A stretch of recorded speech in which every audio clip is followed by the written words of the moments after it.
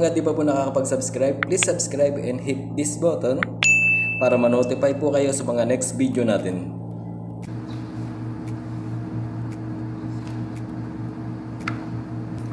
Magandang araw po muli at welcome po sa ating channel.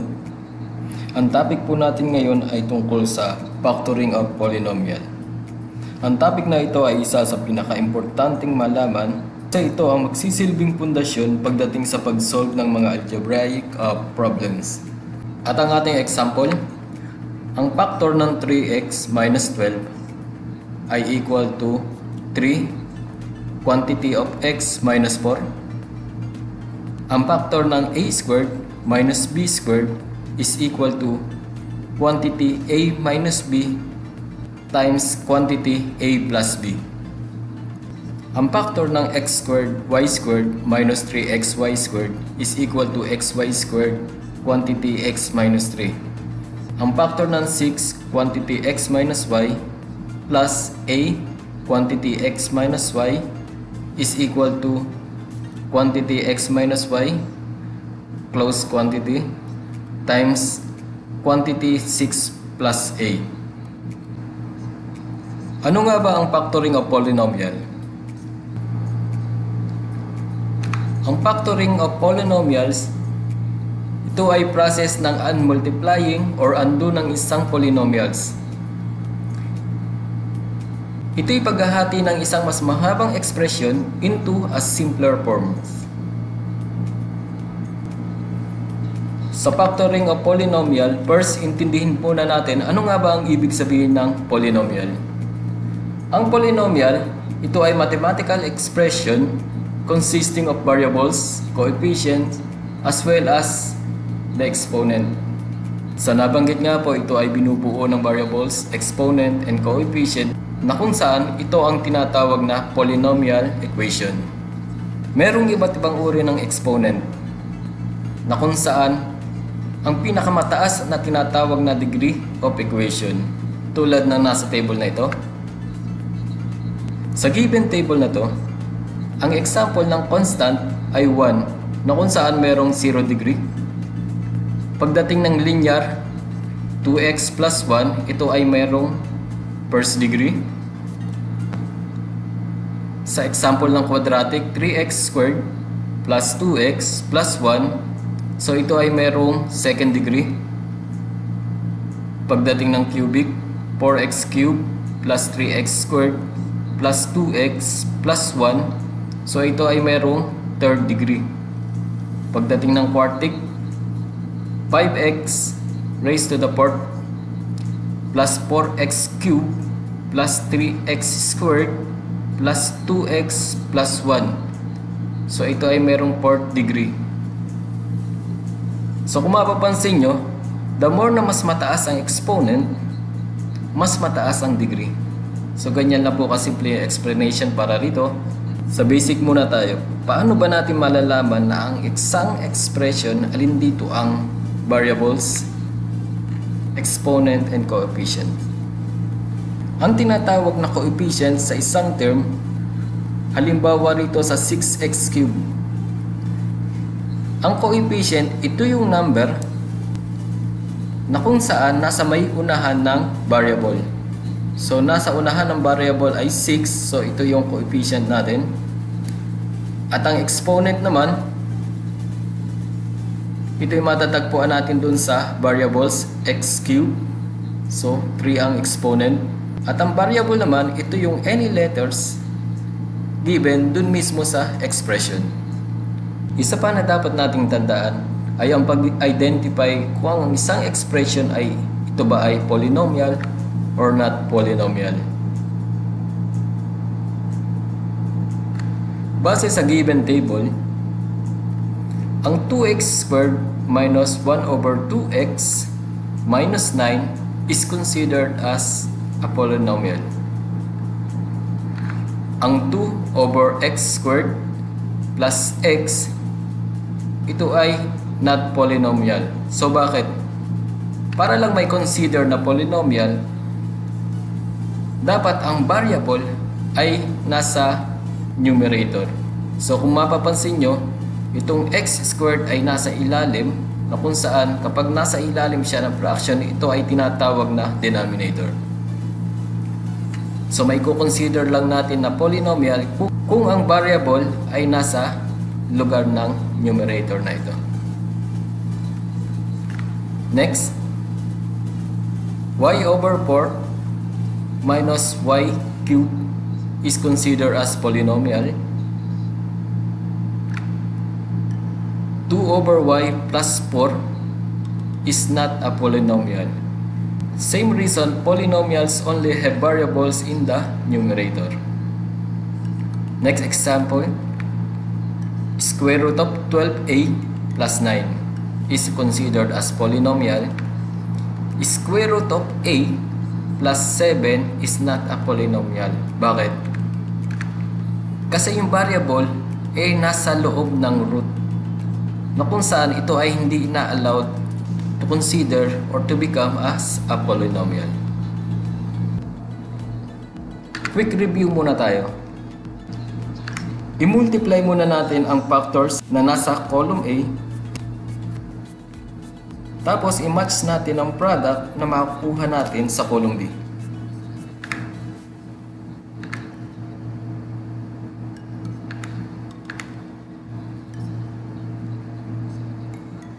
So ang gagawin lang natin, kukunin lang natin ang product na nandito sa may column A. Halimbawa 5x, quantity 4x minus 2. So ano ba ang product nito? 5x times 4x is equal to 20x squared. 5x times negative 2 is equal to negative 10x. So ang product natin ngayon is 20x squared minus 10x, na kung saan makakita natin sa letter C. So next example is quantity x minus 4 multiplied by quantity x plus 5. X times x is equal to x squared. X times 5 is equal to 5x. Negative 4 times x is equal to negative 4x. Negative 4 times 5 is equal to negative 20. So i-simplify muna natin ang nakuha nating sagot. X squared plus x, kasi 5x minus 4x is equal to x. So x squared plus x minus 20. At ito ay makikita natin sa letter B. X squared plus x minus 20. The third example is quantity A plus 3B squared. Pag ganitong expression, mas madali nating makuha yung product kung i-distribute natin into this expression, which is A plus 3B multiplied by quantity A plus 3B. So A times A is equal to A squared. A times 3B is equal to 3AB. 3b times a is equal to 3ab. 3b times 3b is equal to 9b squared. So ang sagot ay a squared plus 3ab plus 3ab plus 9b squared. Na kung mapapansin natin, ang 3ab plus 3ab is the same. So pwede nating i-add yan. So makukuha natin ang final product is a squared plus 6ab plus 9b squared, which is letter A. Ito ay review lamang dahil ang gagawin natin ay factoring, na kung saan ito ay inverse process of multiplication. Sinolve natin from column A, kinuha natin ang product na kung saan ang sagot ay makikita natin sa column B. So sa factoring, ang given naman po is itong column B, na kung saan ang kukunin naman nating sagot ay sa column A. So ganyan po yung style ng factoring. Ano nga ba ang factoring? Para mas malinaw, sa number muna tayo. Kasi ang factoring, ito yung inverse process ng multiplication or pag-undo. Sa number na 9, ang factor nito ay 3 at 3. Kapag minultiply natin ng 3 times 3, it will be equal to 9. At meron pa tayong makakuha na factor which is 9 and 1. So yan yung mga factor ng 9. Ang factor ng 25 ay 5 times 5. Pwede ding 25 times 1, na kung saan yung makukuha nating factor kapag minultiply natin ay babalik or mag-i-equal siya dun sa original number or na pinagkuhanan natin, which is 25. So ganyan po yung factoring. So ang mga expression ay may factors din. Halimbawa, 3x minus 12. Ang 3x ay may factor na 3 times x. Ang 12 ay may factor na 3 times 4. Sa expression na 3x minus 12, papansinin natin, ang 3 at 12 ay both divisible sa 3. So ang expression na to ay pwede nating isulat bilang 3 quantity x minus 4. At para malaman natin kung ang factor natin ay tama, imumultiply lang natin ang factor na nakuha natin, which is 3 quantity x minus 4. So 3 times x is equal to 3x. 3 times negative 4 is equal to negative 12. So once na na-multiply na natin at nakuha natin ang product like 3x minus 12, kung mapapansin nyo, ito ay equal dun sa original expression na 3x minus 12, na ibig sabihin lang na ang factor na nakuha nyong 3 quantity x minus 4 ay tama. Sa factoring of polynomial, ang unang method na gagamitin natin ay GCF, which is greatest common factoring method.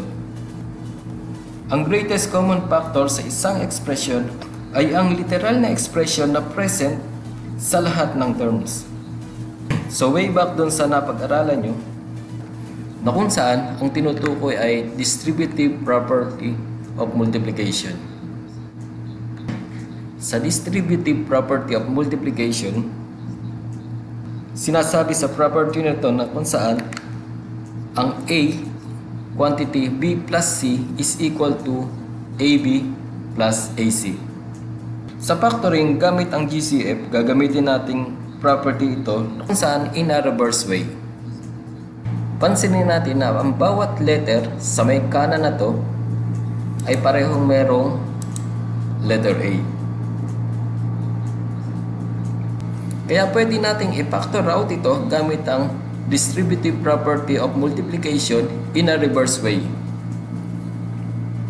Kaya A plus B is equal to A quantity B plus C. So ang A na to, ito ang greatest common factor na gusto nating hanapin sa isang expression. So yung GCF, yung factor out na to, ito yung kailangan nating makuha. Unang example, 3x squared minus 12x. May apat na general step ang pagkuha ng factor gamit ang GCF.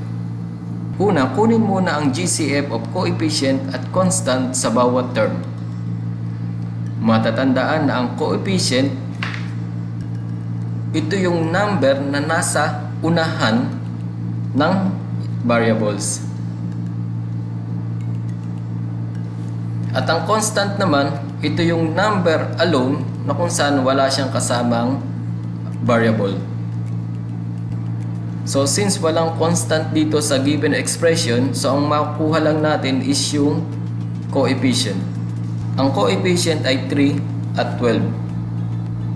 At ang GCF ng 3 at 12 ay 3. Pangalawa, kunin ang common variable with lowest exponent sa bawat term.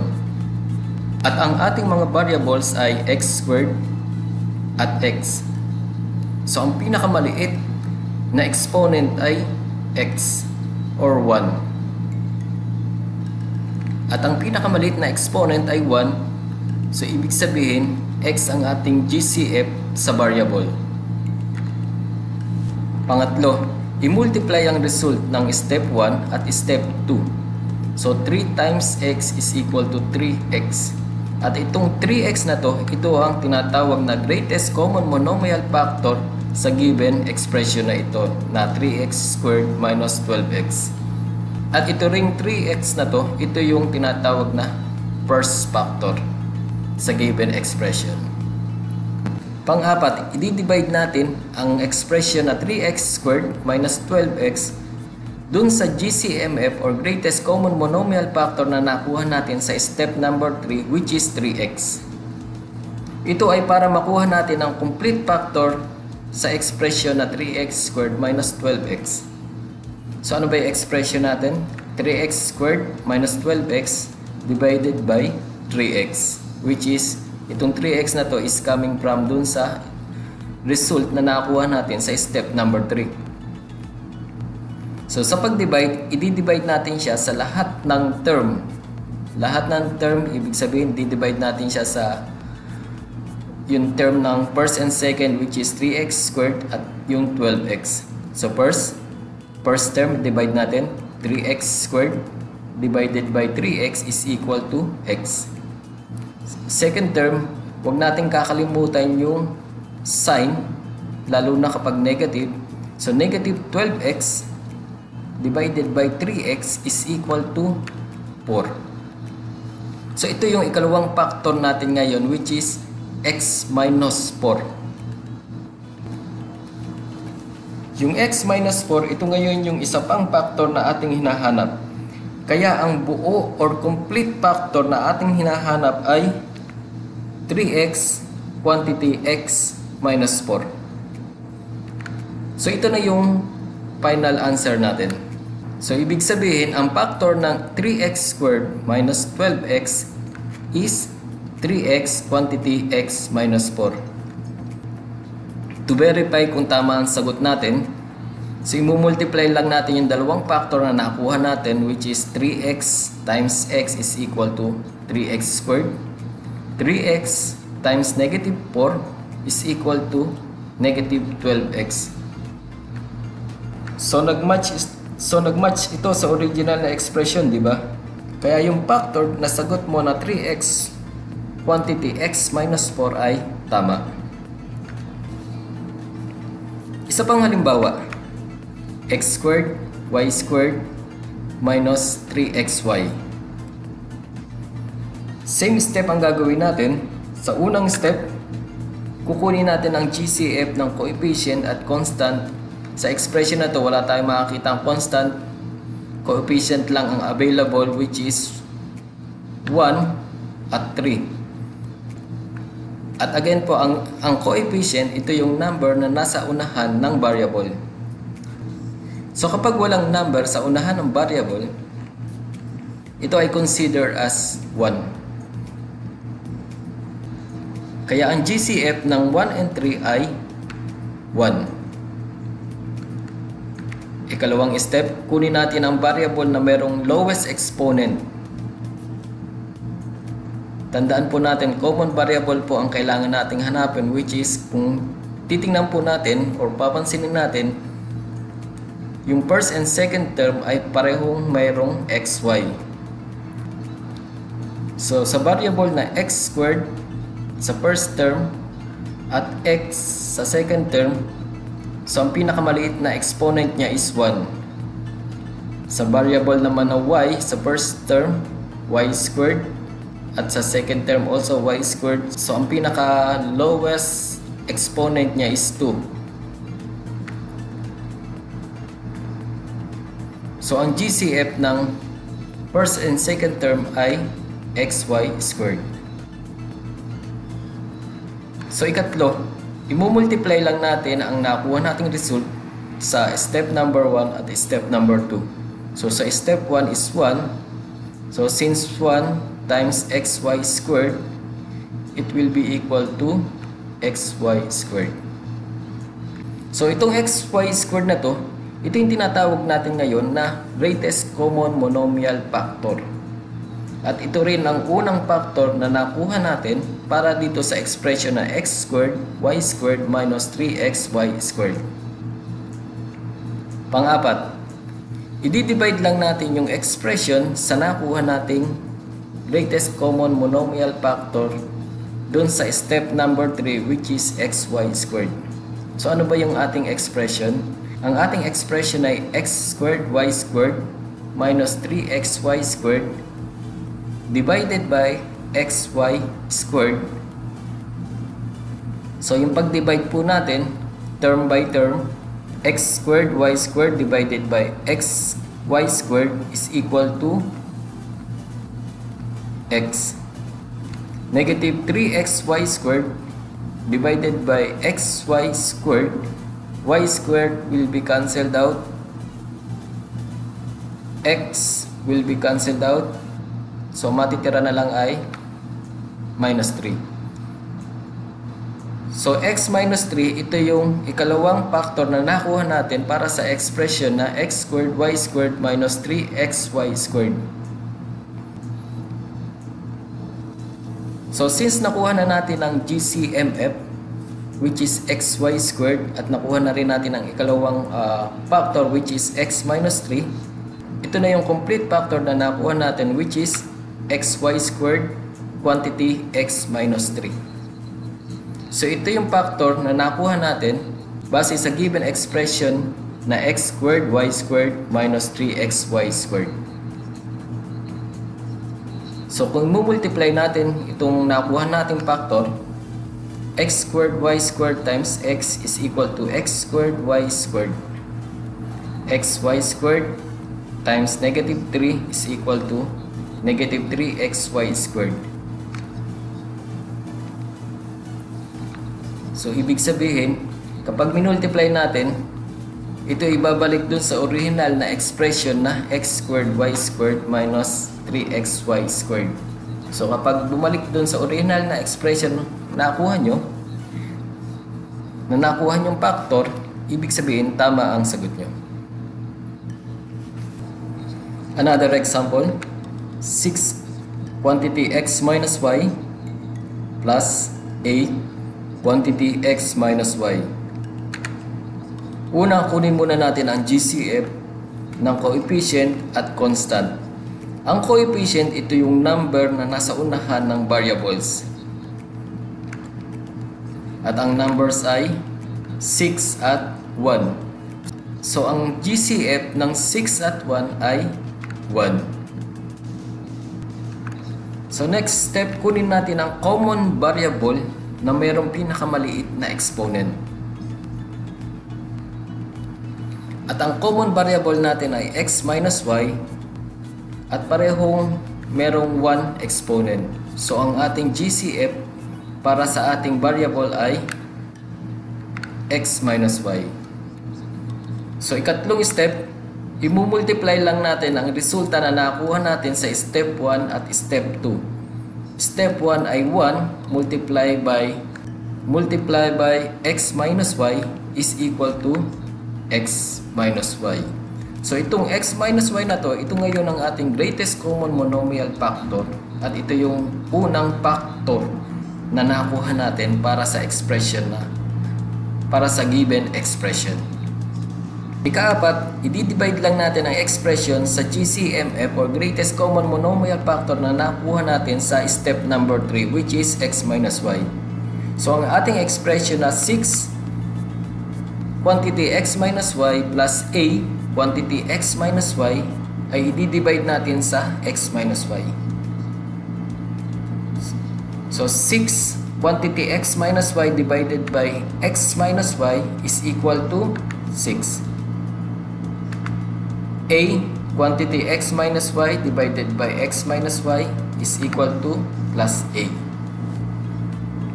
So 6 plus a, ito ngayon yung ikalawang factor na nakuha natin para sa expression na 6 quantity x minus y plus a quantity x minus y. So ang complete factor na nakuha natin ngayon ay quantity x minus y times quantity 6 plus a. So ito ngayon yung sagot. So ito ngayon yung factor na nakuha natin para sa expression na 6 quantity x minus y plus a quantity x minus y. At kung i-multiply natin ang nakuha nating dalawang factor, ang product na ito ay mag-i-equal dun sa original na expression na 6 quantity x minus y plus a quantity x minus y. So ganyan lang po yung kasimple, yung pag-double check din kung tama yung factor na nakuha nyo. So i-multiply nyo lang yan at dapat mag-i-equal yan dun sa original expression base sa given. Isa pang halimbawa, 3x raised to the 6th power minus 9x squared plus 3x. So una, kunin ang GCF ng coefficient at constant. Since wala itong constant, kukunin lang natin ang GCF ng coefficient. At alam naman natin na ang coefficient, ito yung number na nasa unahan ng variable. So ano ngayon ang GCF ng 3 at 9? Ang 3 at 9 ay pare-parehong divisible by 3. So ang GCF niya ay 3. So pangalawa, kunin ang common variable na may lowest exponent. So ang tatlong term na to ay mayroong variable na x. At ang bawat variable ay mayroong exponent na 6, 2, at 1. So kukunin lang natin ang pinakamaliit na exponent which is yung 1. So ang GCF ng variable ay x. So ikatlo, i-multiply lang natin ang nakuha natin sa step 1 at step 2. So step 1, 3 times x is equal to 3x. So ito nga yung 3x na to, ito yung greatest common monomial factor na nakuha natin para sa given expression na 3x to the 6 minus 9x squared plus 3x. At ito rin yung unang factor na nakuha natin para dyan.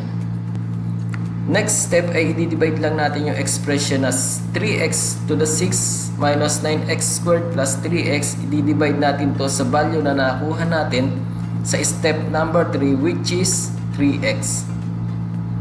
So 3x to the 6 minus 9x squared plus 3x divided by 3x. So sa pag-divide sa lahat ng term na to, sa tatlong term, dapat i-divide natin ng 3x. So 3x to the 6 divided by 3x is equal to x raised to the 5th. Negative 9x squared divided by 3x is equal to negative 3x. 3x divided by 3x is equal to, so dito mag-iingat po kayo, baka maisagot nyo is 0. So sa division po, 3x divided by 3x is equal to 1 dapat, so plus 1. So baka makalimot kayo at maisulat nyo ay 0, magkakamali kayo ng factoring. So kaya sa ikalawang factor natin, ang sagot ay x to the 5th minus 3x plus 1. So ang complete factor natin ngayon ay 3x quantity x to the 5th minus 3x plus 1. So ito ngayon yung final answer natin, or yung so ito ngayon yung factor ng 3x to the 6 minus 9x squared plus 3x. So kapag binerify nyo kung tama yung sagot nyo, kukunin nyo lang yung product ng dalawang factor na nakuha nyo which is 3x quantity x to the 5th minus 3x plus 1. So dapat ang product nyan, kapag minultiply nyo, ay mag-i-equal dun sa original na expression na 3x to the 6 minus 9x squared plus 3x.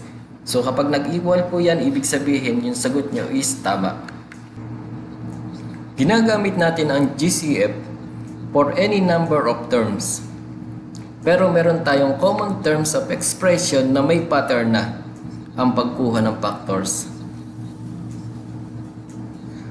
Halimbawa ng mga common identities ng form na ito ay ang mga sumusunod. Ito yung difference of 2 squared, sum of two cubes, difference of two cubes, square of binomial.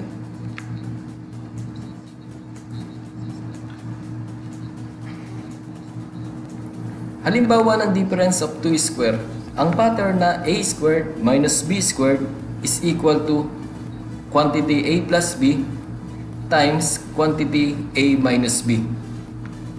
Halimbawa, 9x squared minus 25y squared is equal to quantity 3x plus 5y times quantity 3x minus 5y.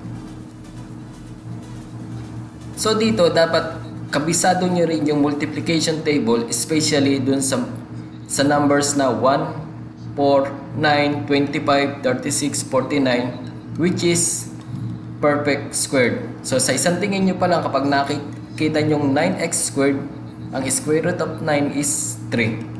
Ang square root of 25 is 5. Para mas mapadali kayo sa pagsosolve ng factoring. Para ma-verify kung tama ang inyong sagot, i-multiply nyo lang yung factor na nakuha nyo, 3x plus 5y times 3x minus 5y. So 3x times 3x is equal to 9x squared. 3x times negative 5y is equal to negative 15xy. 5y times 3x is equal to plus 15xy. 5y times negative 5y is equal to negative 25y squared. So, simplify pa natin na kung saan yung negative 15xy plus 15xy ay magiging 0. So, 9x squared minus 25y squared, ito yung magiging final product natin, which is the same dun sa original na expression na 9x squared minus 25y squared. Next common identities is sum of two cubes. Ang pattern ay a cube plus b cube is equal to quantity a plus b times quantity a squared minus ab plus b squared. Ang example natin, 8x cube plus 27y cube is quantity 2x plus 3y times quantity 4x squared minus 6xy plus 9y squared.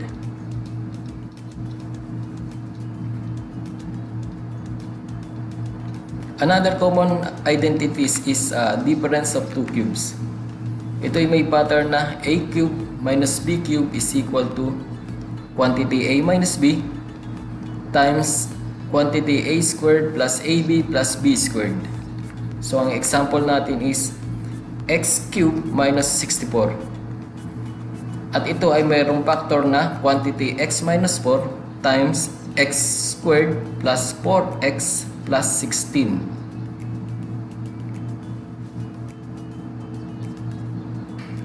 Another example of common identities is square of binomial.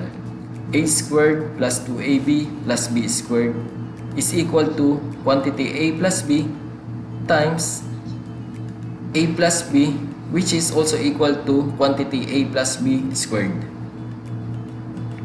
Example natin, x squared plus 6x plus 9 is equal to quantity x plus 3 times quantity x plus 3, which is also equal to quantity x plus 3 squared. Pansinin na sinundan ko lang ang pattern para kunin ang mga factors ng mga expression na nasa ganitong form. Summary.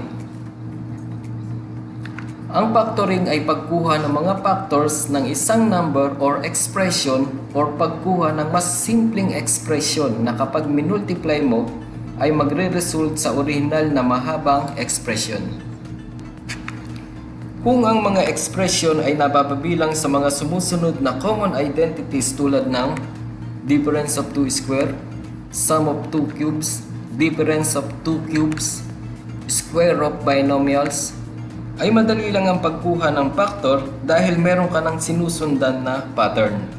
At kung ang expression ay hindi napapabilang sa nabanggit, madalas or pwedeng gamitin ay ang GCF, which is Greatest Common Factor method. So kung nagustuhan nyo o nakatulong ang video ito, i-like, subscribe, and hit the notification bell para ma-notify kayo sa mga next video natin.